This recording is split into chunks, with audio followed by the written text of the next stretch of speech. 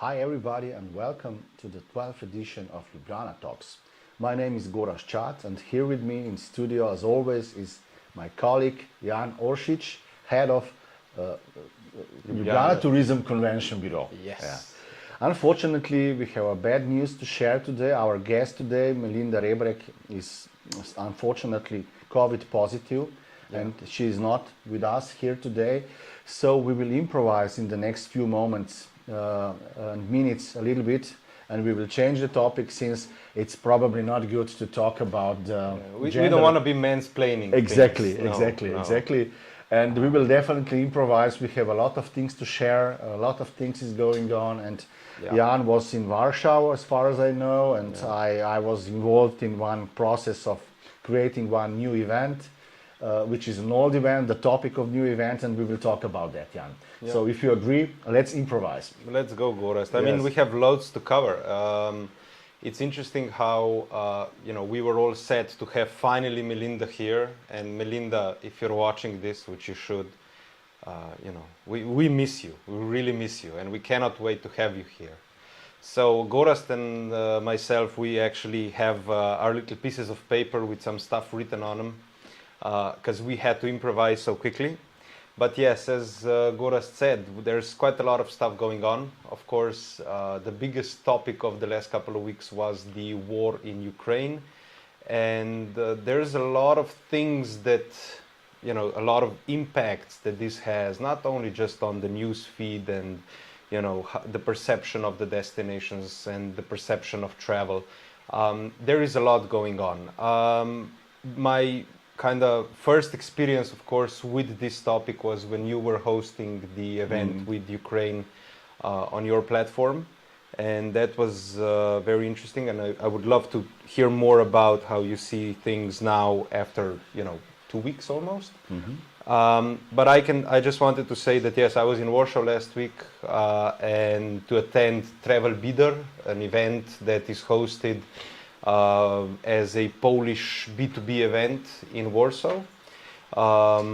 It was actually surprisingly good. Even the organizers, they were, a little bit afraid of how the whole feedback will be, because they have been experiencing two things, according to them, in the market. One is some of the people in the industry have gone really into helping with the situation, with helping with the refugees, with all these supply chains. And the other is that there is still a lot of agencies that are very, very busy. They're still working. There is events and taking place. And this was very interesting because the hotel that we stayed in, where the travel bidder took place, actually the owner of the hotel just gave a large part of the hotel to the people who were coming from Ukraine. And they didn't just do it from one hotel, they have a whole chain of hotels and they did it for all of them.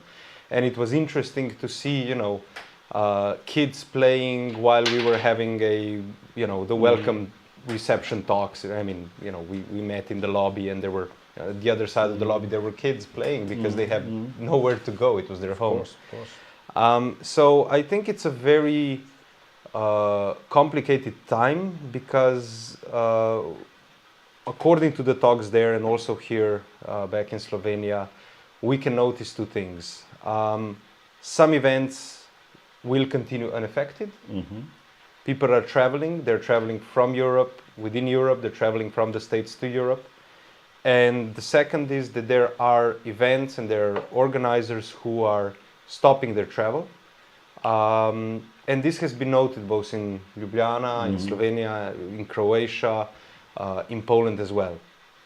And this brings me to a different topic, because just today I was attending a European Travel Commission had an event online, and they were talking about these topics. And there is this sense of optimism that as soon as we can stop the fighting, the travel industry will come back. And this is also to do with the fact that there is a pent-up demand within the community of people who want to travel. There is a lot of money that has been forcibly, staying in accounts and not being spent. That the impact of the war, according to some of the experts from the that were on that panel, you could see that they are trying to bring you can see that people are still planning their travels in the upcoming months. So it's quite optimistic. It's interesting, yeah. Well, for me it was, and also for all of us, it was emotional roller coaster from the beginning. From the first day I was in a state of shock, like all of us probably. Then I reacted. You provoked me a little bit on 3 levels for sure. As a company, we try to help our friends from Lviv because we have strong connections with them, and I really love the city. I'm a big fan of the city, which is a unique mixture of Central European and Eastern, let's say so, influences, because it's on the city on the crossroads, and with rich history and of course it was emotional for me, and I was really in a state of shock for the first few days, and that's why we said, okay, as a company we will open all the channels we have to give them a voice, and they were really happy with that, and we helped them also in different ways now. Yesterday there was a new initiative. I was also part of it from the beginning, which is BIA Award started this week, this platform where people from refugees from Ukraine can apply for jobs in our industry, which is really good, and for accommodation, of course. And we matchmake, our offers from the agencies all over Europe. We do hope that the result will be really positive. We don't know yet, but this is a nice initiative, and this is a way how we can help them. This is on the level of company or what we are doing, of Congress magazine actually. So to give the voice to the people from Lviv and to help them directly on a personal level. Of course, we are all involved in different ways, I think so. Giving help, giving money to the refugees. This is the second layer, and the third thinking or the third level of my reaction is exactly what you said. What will be the influence of this war? We need to be precise. That's also important. It's a war. It's not a conflict. This is not a conflict.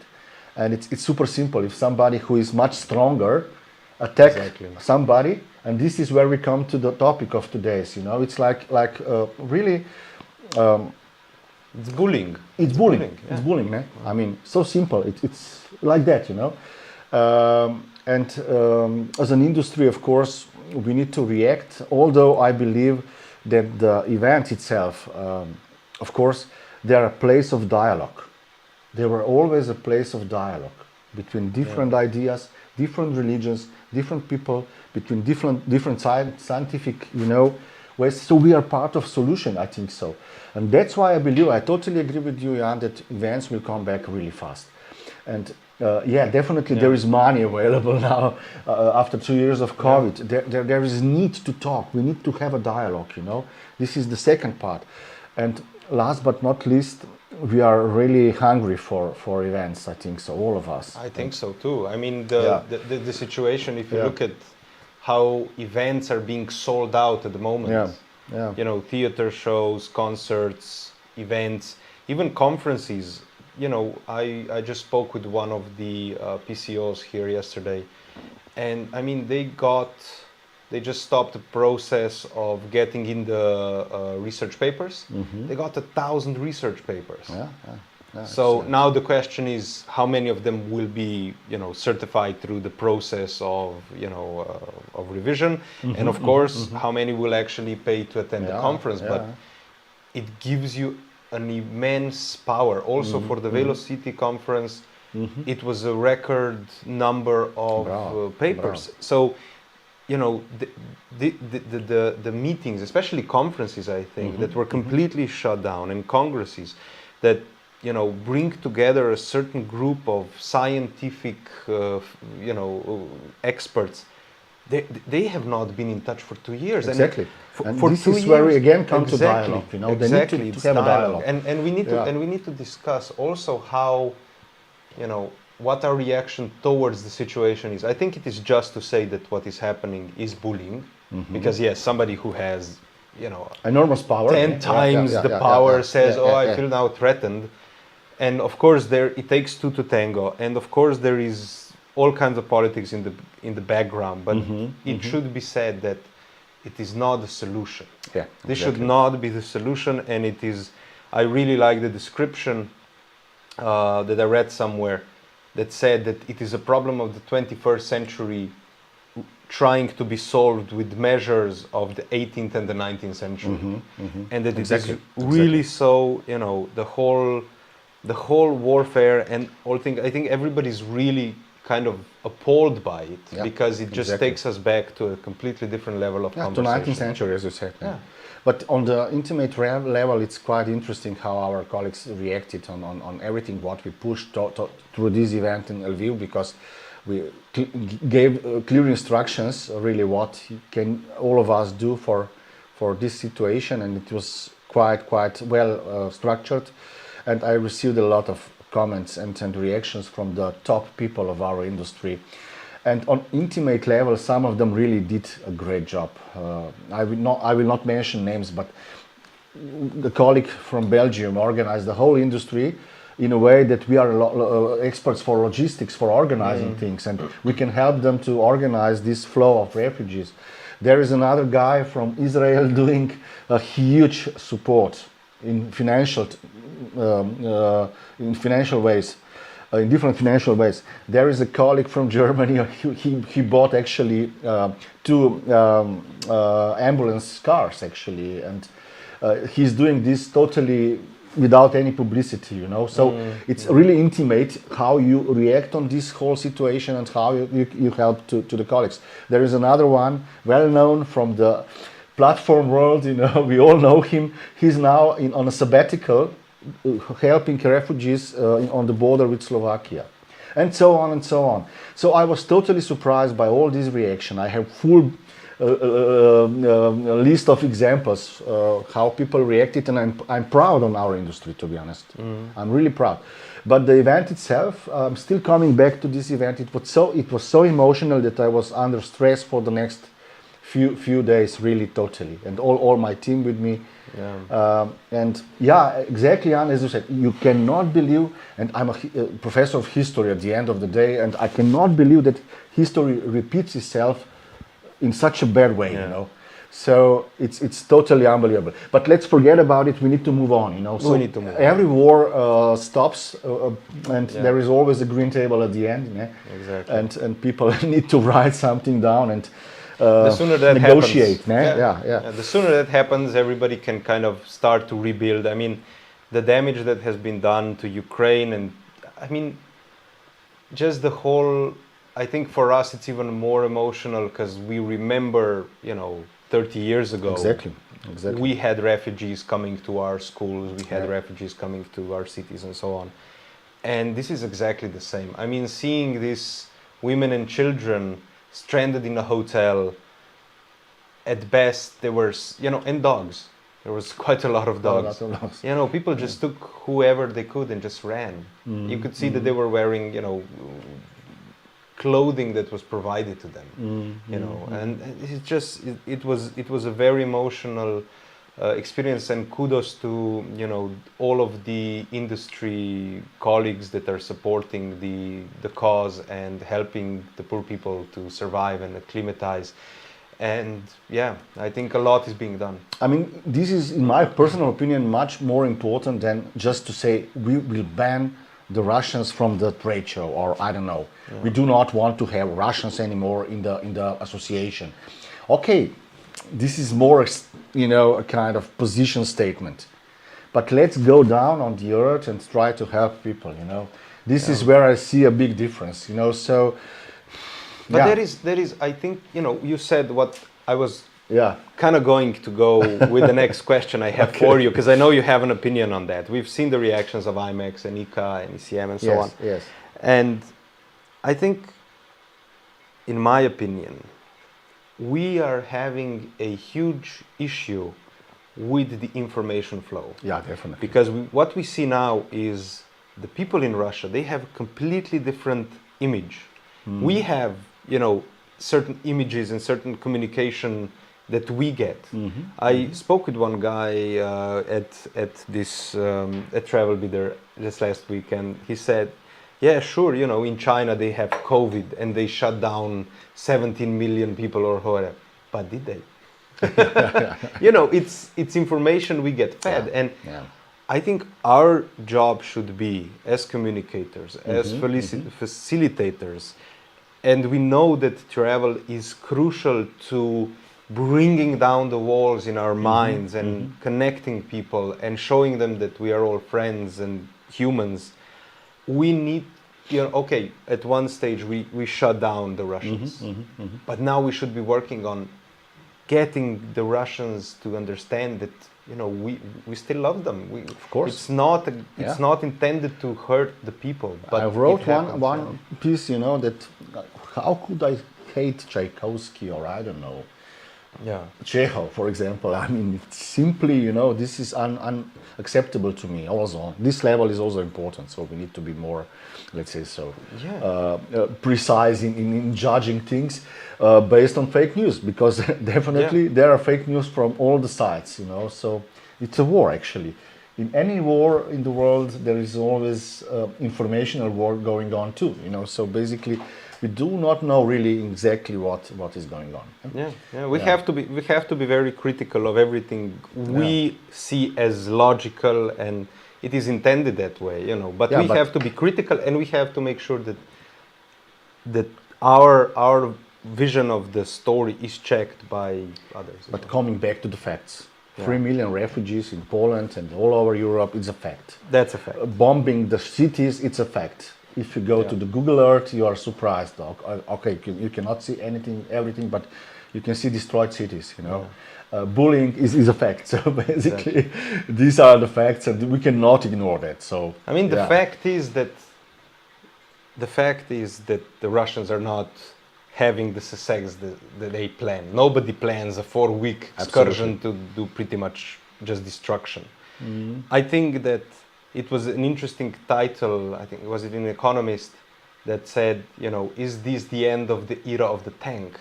Yeah. So just like First World War was the end of the cavalry when the tank appeared, now you have this little, I don't know, a couple of tens of thousands of euros worth of grenades being launched onto tanks worth millions and millions. Exactly. Just destroying them. Plus robots, all over somehow. Okay, but even worse, you see that there's somebody saying, hey, give us internet, and all of a sudden there's satellites being connected and you get internet. You cannot block it, you cannot cut it, you cannot do anything with it. It just, is provided. So technology is amazing out there. Yeah. But anyhow, I think that we should move on, at the end of the day, as I said, there will be a green table for sure.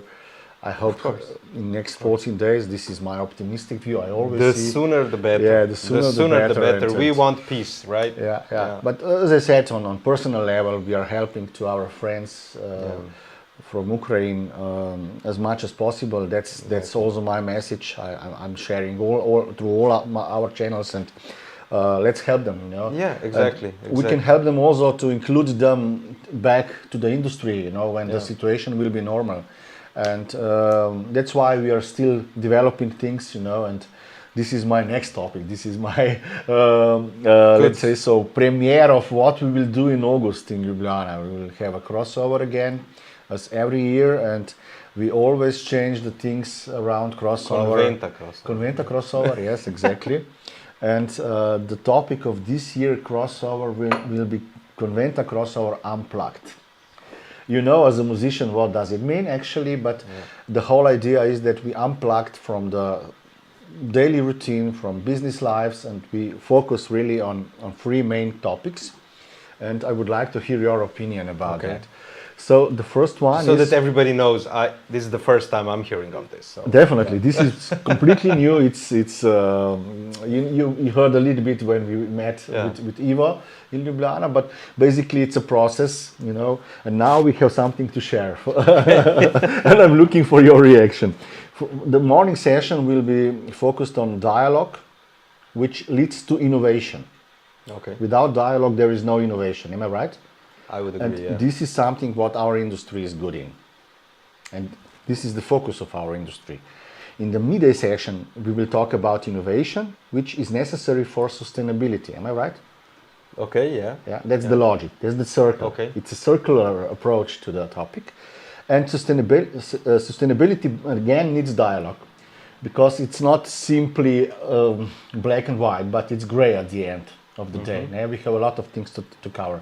So this circular topics will go around, and we will start in the morning, of course, with some crazy formats. We will have mythbusters, those colleagues from industry with different opinions, just because of the dialogue. We'll have some great keynote speakers, just free, but really free, top keynote speakers. One on dialogue.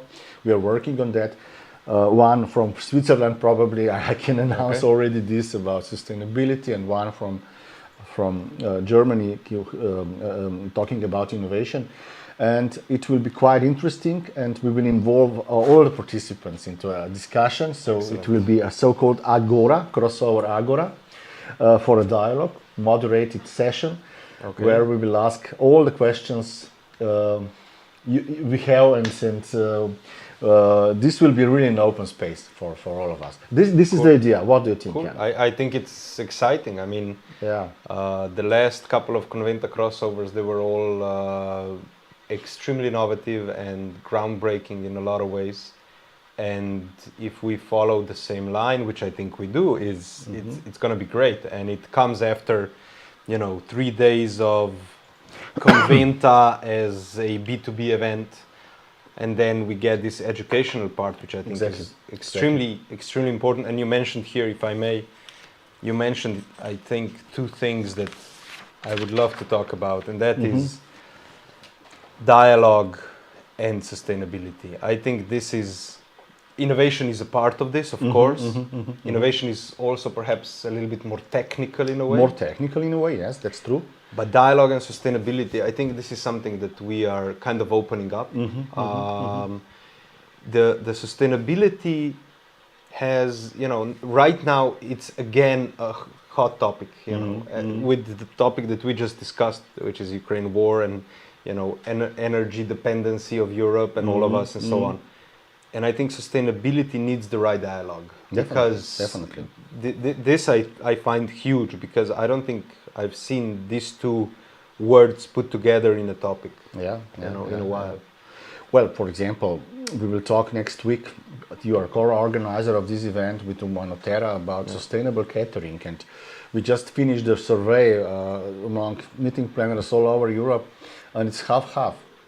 Half of the colleagues do not care about sustainability, and half are really, really afraid of, and they are working on that hardly. So we have a long way actually of dialogue.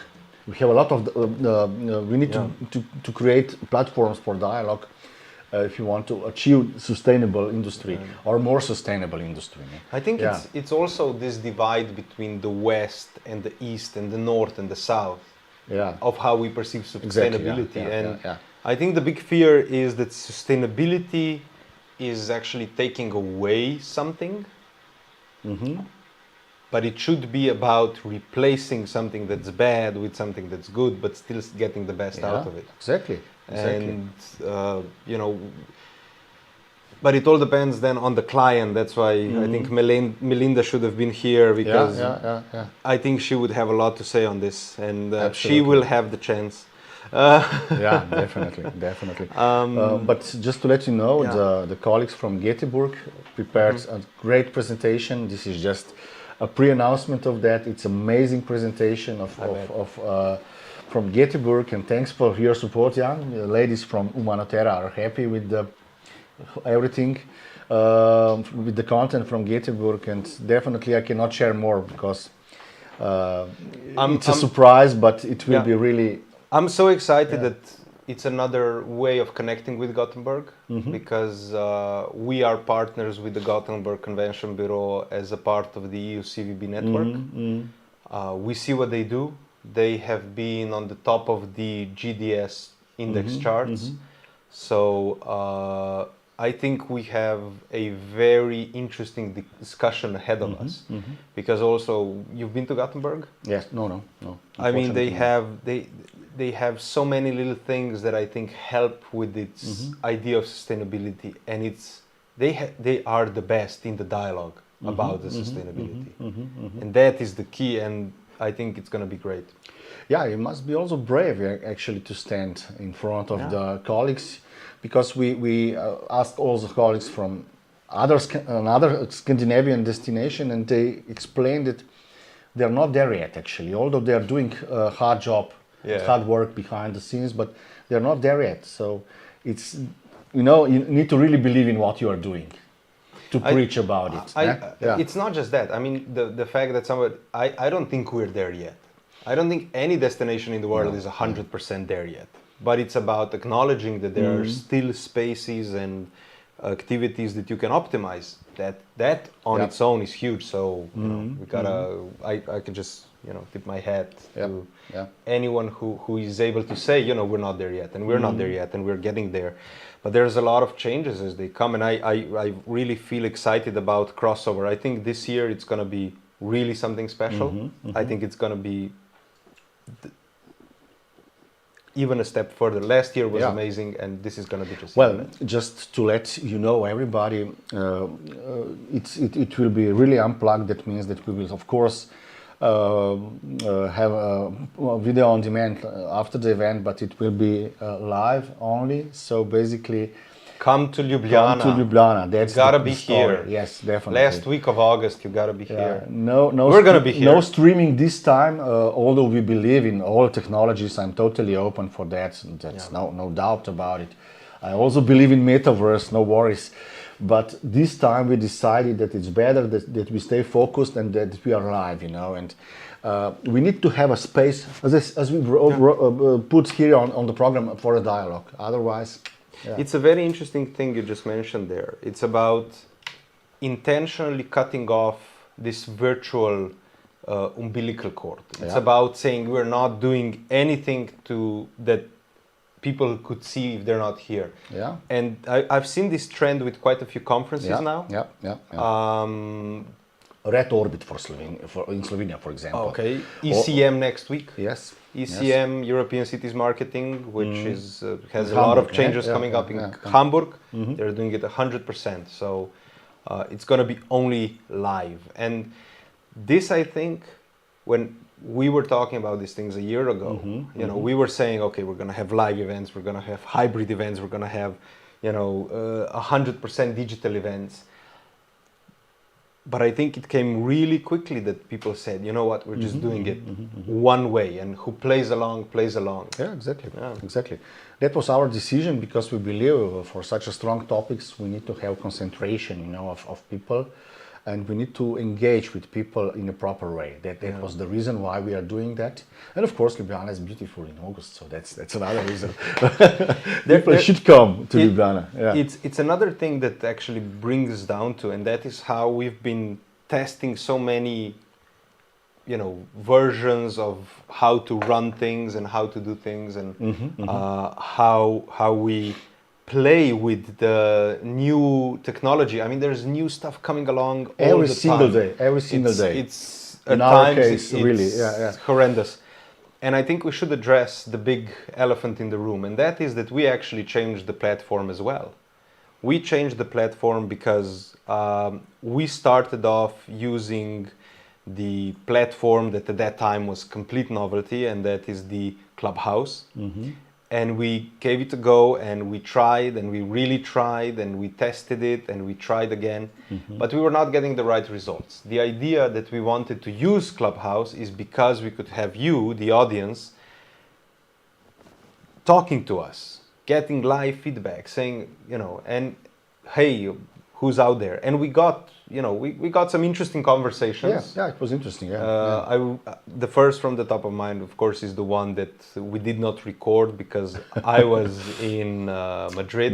Yeah. You were here, and we had in the middle of Corona. Exactly, it was middle of Corona. It was crazy, and we had a conversation with Berlin. What's going on in Berlin and how things are happening in Berlin.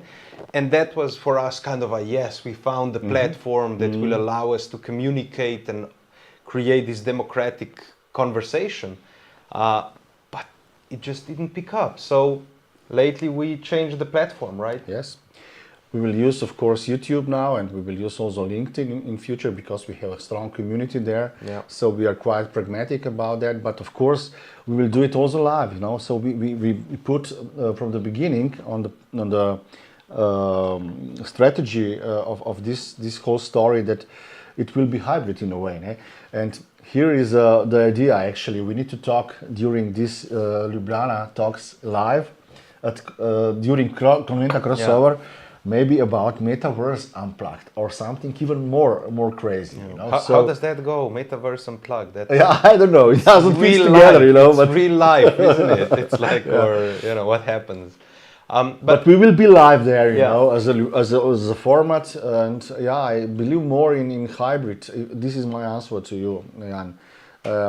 Choosing platforms, we are a hybrid event from the beginning, or hybrid talk show, and the idea is that we can adapt this whole story to any format, even to Metaverse, no? At the end of the day. Of course, I mean, Metaverse, it's a huge boom thing. I think it's kind of stepping into the shoes of the NFTs.